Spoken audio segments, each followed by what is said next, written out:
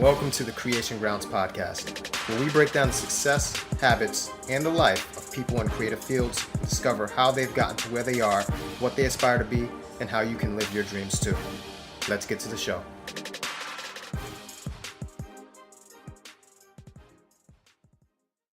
Welcome to another episode of the Creation Grounds. I'm sitting here with a cast member of the Soldiers Play. His name is Jimmy Gary, ex-NFL star. Before we get into that, I'm really excited about this topic because I think it's a great topic for actors. We all face rejection daily, and we're creating, we need to create a mindset for ourselves internally about how we minimize obstacles. So Jimmy Gary, we're going to get into your topic. Okay. Where did it all start for you? Oh, it started for me in Florida, in a small town, Okeechobee. In Okeechobee, Florida, Seminole Indian Territory, Okay. which is wonderful. You know, you get a lot of different cultural things. But I actually started out playing pee-wee football. Okay. You know, but my artist side came in. My grandfather, when I was 7, he bought me a pair of drums and a trumpet home from work. Mm-hmm. And from that point, I started playing around with the trumpet and the drums, and that kind of started my artistic. That's the first time where I figured that, wow, you know, I can create something. Mm-hmm. You know, I had the instruments, the tools to do it, and it just went on from there. I started. I was playing football basically from the age of 7, and I realized I was really good at that, and that kind of took precedent over everything else besides my education.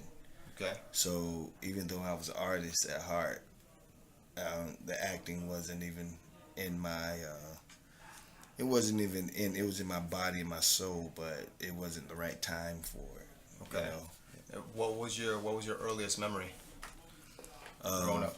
My earliest memory in life, believe it or not, when I was like, and I still remember this vividly, but I remember a lot of it. It was I was 3 years old, and it's crazy that I can remember that. It was 3 years old, and my mom had a birthday party for me. My family, everybody was there, and they had me sitting in this chair. The cake was on the table, and I was sitting in the chair, and they had like a little booster thing on the chair so I can sit up taller. So when it was time to blow out the candles, I stood in the booster chair and just jumped 2 feet first into the cake.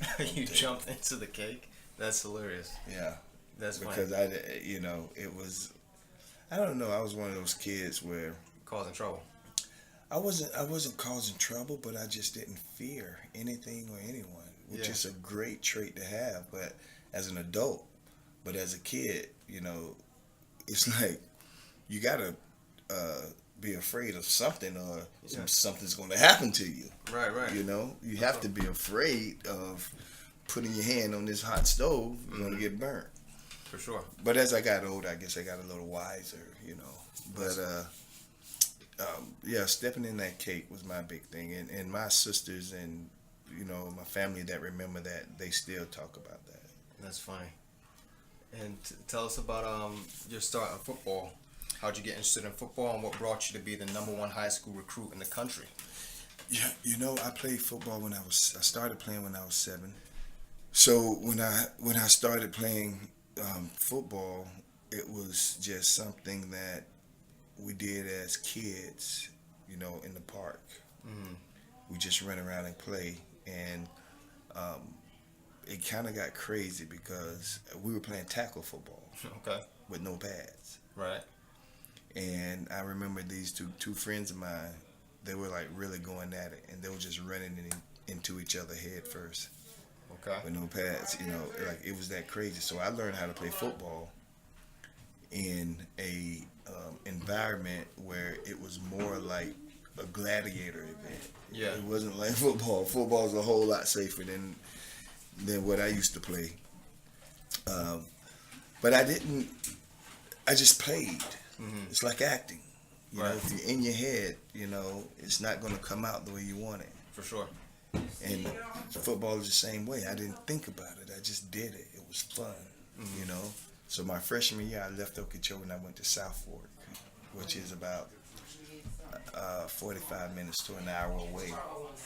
And I moved with my father because I was raised by my grandmother, but I moved with my father so I can go to South Fork. And it just so happened that during that move, South Fork brought in a coach, Lou Saban, Okay. former professional NFL coach, Yeah. coaching high school. And I was there playing for him. Wow.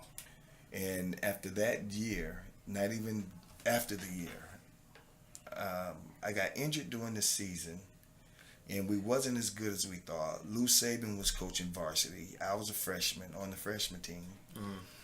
And so we had an open week at South Fork. So I drove down to Okeechobee with some friends, and I saw Okeechobee play. And they beat the number one team in the state at that point. It was Pahokee, you know, cane fields, you know, those fast guys chasing rabbits and stuff, you know. And they beat them. And I was like, wow, I want to come back to Okeechobee and play. Yeah. These are my friends. These are guys I grew up with. Yeah. You know. And so when I went back to South Fork that next day, you know, that Monday, I went to school and I checked myself out. I withdrew myself out of school. My parents didn't know about it. And I don't advise anyone to ever do this. Right. Especially young people, kids. But I withdrew myself from school and I called Okeechobee and called the principal and told the principal I withdrew myself from school and I'm coming back to Okeechobee on Tuesday, the next day. Wow. And I was back in Okeechobee the next day. Playing football. Playing football. Wow. And that obviously takes a unique mindset. You know what I mean? So it's, You know, yeah. You were obviously the number one recruit. You're a powerful football player. What did it take beyond the skills, the mindset? What's the number one mindset that you would help you at that and help Have you get fun. to Have fun. Yeah. When you have fun, you don't think about stuff. You don't think about how you're doing. You know, one of the greatest things a coach ever told me was, if you're going to make a mistake, make it 100%. Yeah. Because if you make it 100%, there's a great chance that nobody will catch it. For sure. No one will catch it. You know, so my mindset was just to have fun and to compete with myself. You know, compete with myself first before I competed with anyone else. Because I had to get over those moments when your mind is telling you, stop. You're tired. Just stop. You can do it. You know you can stop. It's okay. Stop. But then I have that other little person pop up that say, no, don't stop. Keep going. The person that you're playing against, he's working out too right now. He's going too, you know. So it's kind of one of those things where you have to psych yourself out. It's a little bit of self-motivation. And I think that's the key when you're talking about mindset, is that anybody with a great mindset, to where they, you know, use their great mindset to accomplish things in life and all that, they have one thing that I think every successful person has, and that's purpose. For sure. It's a purpose. Why did I want to play football? I grew up in a family that was struggling. Raised by my grandmother. There's times where we didn't have toilet paper. All the little pennies I would save up, probably every 2.5 weeks, it'll be taken for toothpaste, toilet paper, and I didn't care, you know. Right. So it really created an entrepreneurship spirit in me, because I'm like, wow, I gotta help make some money for the family. For sure. I got to do this, I got to do that. So while these other young guys in high school, they're playing for the girls, you know, they're playing because their dad want them to be this big time football player. I was playing because I wanted to support my grandmother. Right. And my sisters and stuff, you know. Yeah. And so with the mindset like that, and you have a purpose behind it, I don't think you can't be stopped. You know, you may run into some obstacles, but your mindset, your clear focus and purpose is going to get you through or around that obstacle. Yeah. You know, now the final test that comes up though is when you finally meet. You get to your final destination as a football player, and you get into college, Mm-hmm. and everybody's there. Everybody that's in college is you. Yeah, yeah. They were there. They were the high school stars. They were the ones. They're driven by purpose. Mm-hmm. Everything, you know. And so once you get to college, that mindset changes a little bit. To what would you say?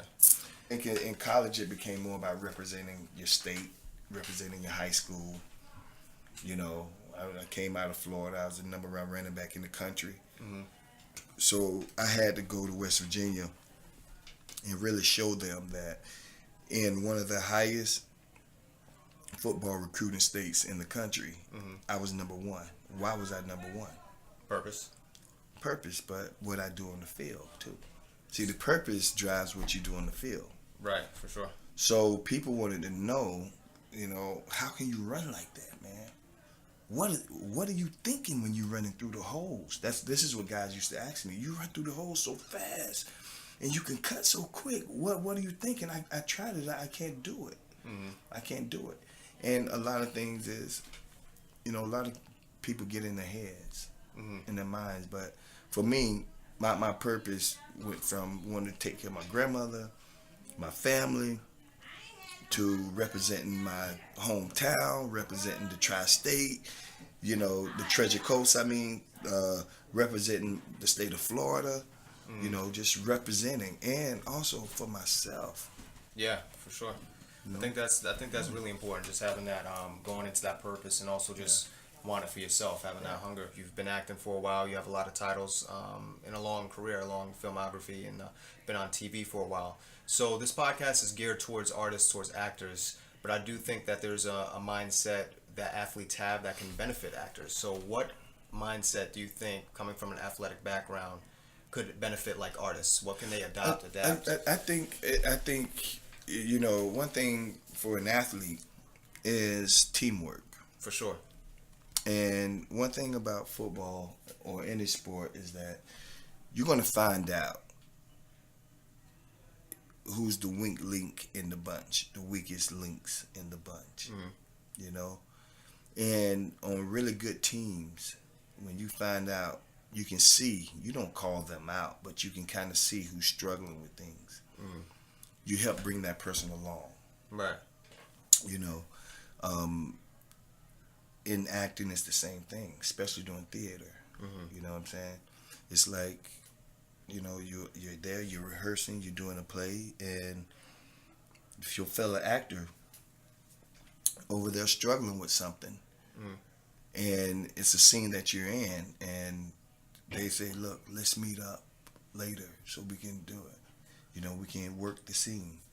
You know, that's your duty to do that. Mm-hmm. That's your duty to help that person next to you. Yeah. You know, and that's what it's about. And some actors don't even enjoy, I wouldn't say enjoy, they don't even like other actors helping or talking to them about stuff. Everybody's so in this, you know, school just ruining a lot of artists. Mm-hmm. It's ruining a lot of artists.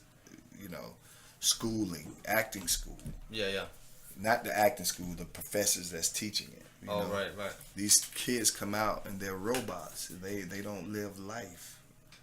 You know, they, you know, it's like there's no rules to this game. Yeah. I've gone into auditions and freaking I just knew I bombed it and ended up booking something, you know?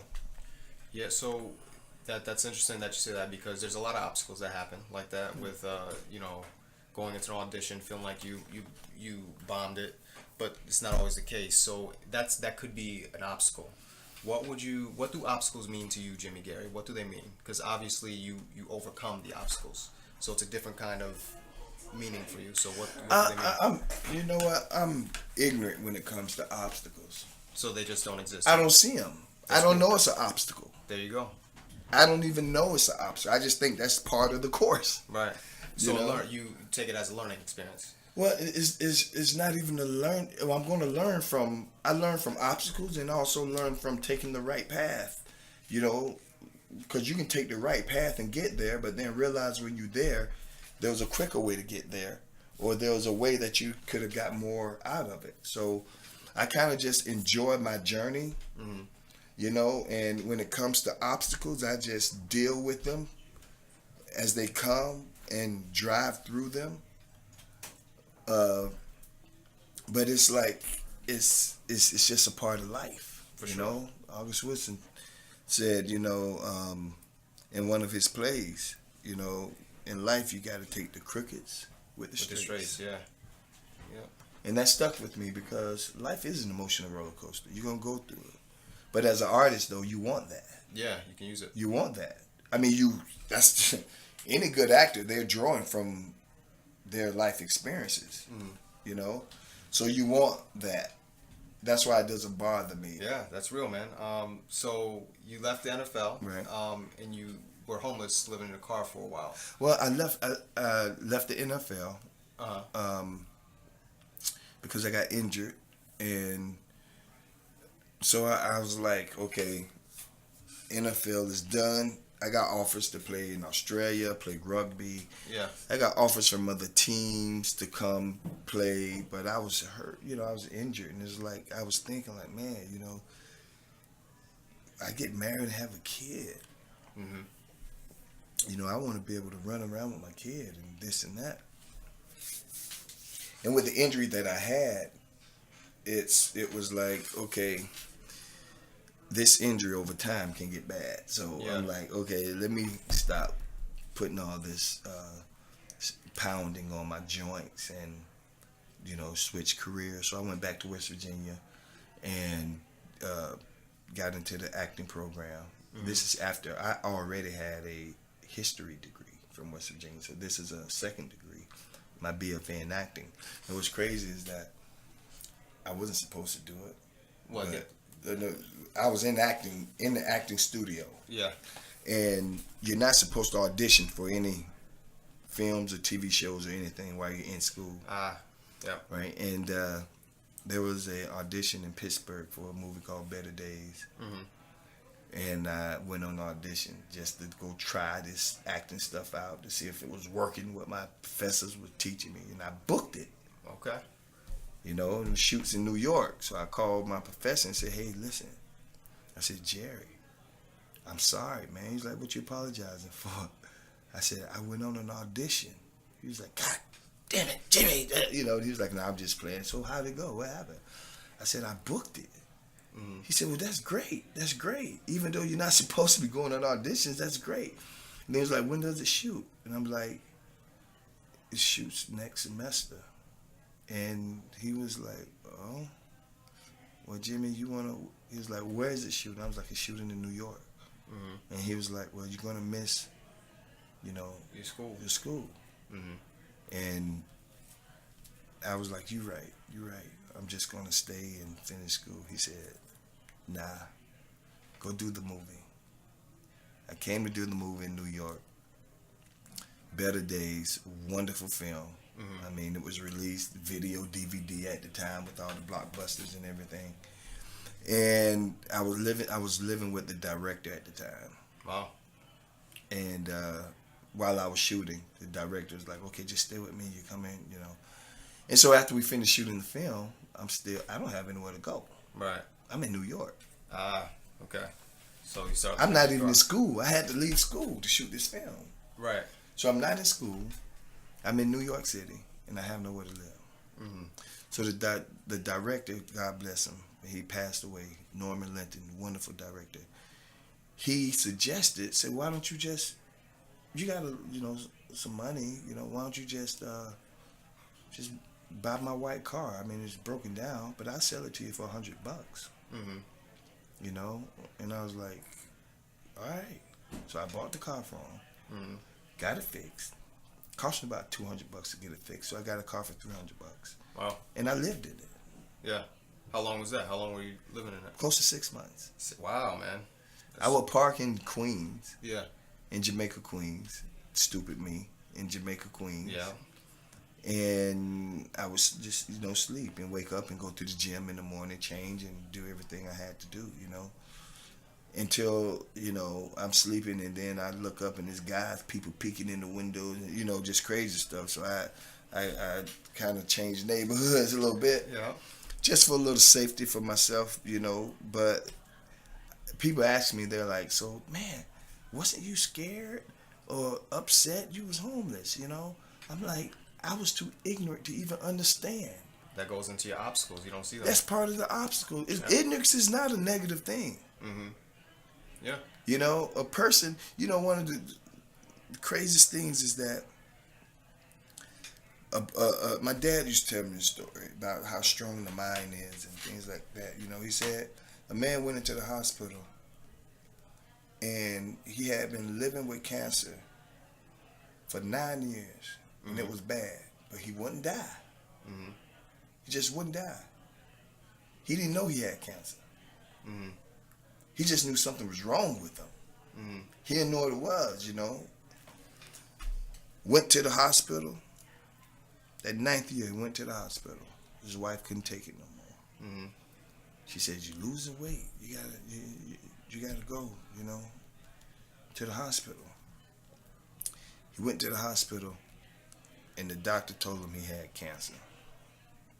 As soon as he found out he had cancer, Mm-hmm.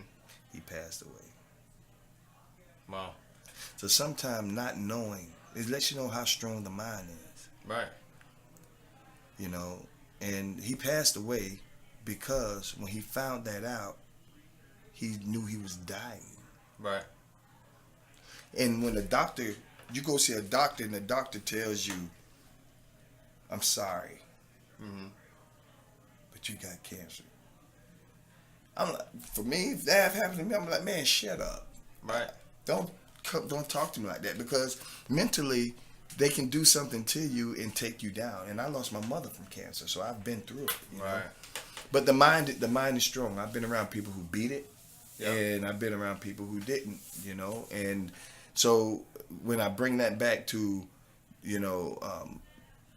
my trials and tribulations in Jamaica, Queens, my mindset had to be on point. I had to be very aware of a lot of things, and I hit the pavements. I had my one suit and hit the pavements, New York City, go to the gym in Queens and New York Sports Club, take a shower, then hit the pavements until I booked all my children. All My Children. Yeah. There you go. That was your first. First. Yeah, my first was All My Children wasn't my first film. It was my first television show on that scale, on a national scale. Yeah. And I mean, from that point, man, it just kept going. It just kept going, and I just kept plugging away and mailing headshots out, and just meeting people, getting auditions, and 18 years later, I got probably, I don't know, I stopped counting, but 38 or 40 professional credits. Tell us about some of your credits. Because right now you said you're working on three movies, and you're on Orange. Yeah. Orange New Black. You're on The Path. Yeah. And you have 3 films coming out. Yeah. I have a film called First Match. With Netflix. Mm-hmm. It's a wonderful movie. It's about a young girl who's a wrestler, high school wrestler, and she's living in the inner city, and she has a very challenging life, and you kind of see her go through this journey, and how wrestling kind of helped her. I don't want to give away everything, but that's just one part of it. And I got another film that I did that is pretty cool, man, because I play a scientist. That's interesting. In it, a big black guy. I'm always being cast as some security guard, or police officer, or something like that. But I was grateful to be able to play a scientist in a sci-fi film. It's cool. And it's just an amazing feeling to be on set, working in an environment to where, you can be yourself. Yeah. And, people not treating you like that stereotype character that you've been playing because they treat you how your character is. Right. There's anything negative about it, you know. Mm-hmm. It's just like when I'm on set playing a police officer, people walk up to me and treat me like a police officer. Right, right. Everybody want to ask me everything, you know. Or if I play, you know, security guard or CO or whatever, you know, it's always that authority thing. But a scientist, I was just a regular person. I was just, you know. Yeah, in your lab coat. And... Yeah, it was in an insane asylum. Okay. You know, and the movie's called By Dawn. Uh-huh. And it is going to rock. I'm telling you, man. Yeah, when's it come out? We don't have it. It's not a date yet. Oh, no it's date. Not a date yet. All this stuff just happened. You know what I'm saying? Right, right. So they don't have a release date for that one yet. But First Match has a release date with Netflix. But it's going to be a really good film, man. I'm excited. And also they're talking about sequels and everything. I mean, the film is so good that they took the first studio they took the script to, they signed it right away. That's cool, man. Congrats. Well, thanks, man. Thanks. You know. So I think from your story, we've covered a couple things. So this purpose, being oblivious to obstacles so you could break through them. So to kind of wrap this up, there's probably an actor out there right now, maybe who is feeling hopeless, who's been through a couple of auditions, they've been rejected 10,000 times, they can't find a job, their rent isn't paid, they're on the brink of giving up, but they know that this is what they want to do. They have that purpose, they know they want to get this done. To that person out there who needs that uplifting hand, that motivation, what would you, Jimmy Gary, say to that person so they can get through? I would just say, you know, tough times don't last, but tough people do. There we go. That's just it, you know. I mean, you're going to go through it. Every actor in this world, I don't care if their mother or father is royalty, acting royalty. You know, if you're in this business, you're going to go through it. You know, just because you get a big role on a television show or things like that or a film, you know, that can make your career or it can break your career. Right. You know, you do a bomb job, you may never get a job again, you know. So what I would say to that person sitting out there is listening is tough times don't last, but tough people do. And you have to always believe in yourself at the end of the day. Here we go, man. You have to believe in yourself because at the end of the day, you're in control of your actions. Absolutely. Absolutely, man. How can people find you, Jimmy? You have social media? People, oh yeah, man. I have social. People say I have too many social medias, but you can find me on Facebook, Jimmy Gary Jr. Gary, Jimmy Gary Jr. My southern accent sometimes kind of, you know, I gotta spell it for people sometimes. Twitter, J Gary New York spelled out. And Instagram is J Gary New York spelled out.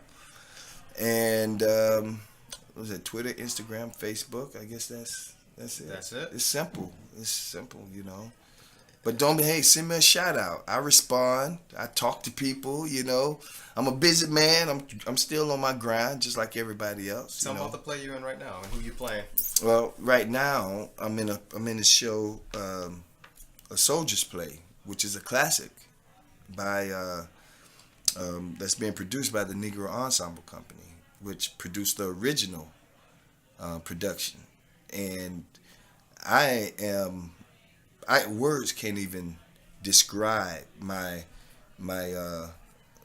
joy to be a part of this piece, because I remember as a little kid watching the movie on TV, you know, seeing Denzel Washington, Samuel Jackson, see all these guys, and I'm just sitting there looking, and I was glued to the television. And years later, I'm in the same production. Yeah. And I'm actually playing a character that I thought I would never ever be able to play because he plays the guitar. And you playing that guitar, man. You doing it every day in Hey, rehearsal. I'm playing it. I'm playing the guitar. And before this play, I probably touched the guitar once or twice a year. Yeah. In my life. Yeah, I actually had to teach myself. Yeah. Like the tunes for this piece. You taught yourself those songs? I did the music for it. Oh, wow. That's dope, man. Yeah. The words were in the script, but I had to lay the music under it. And so I just stayed in my basement, man, and that's where it comes in. Is like, that's not an that wasn't an obstacle for me. Right. Not being able to play the guitar when I'm playing a character who plays the guitar, to me, it's not an obstacle. You just go learn how to play the guitar. There we you go. know, Solid. It's that simple. You go learn how to do it. That's true, man. Well, I think this is a very valuable podcast episode, man. Thank you for coming on. And much success with your films, your Netflix stuff, and the film that's coming out in a couple of years. Oh, definitely, man. I just want to give a shout out to all my people, my family, my friends in the Bronx. In the Bronx? In Mott Haven, in the Bronx. You know, my friends, they really good. They hold me down, man. Awesome, man. Thanks for coming on, man. Anytime, brother. That's it for this episode of The Creation Grounds. I'm your host, Aaron Lloyd. Be sure to check out our Instagram for future and previous guest info, and check out our YouTube channel in the show notes below. Email us with any suggestions at thecreationgrounds@gmail.com. And if you got something out of this, I'd really appreciate if you spread the word and the love. Until next time, this is Aaron Lloyd telling you that the sky is the limit. Stay creative.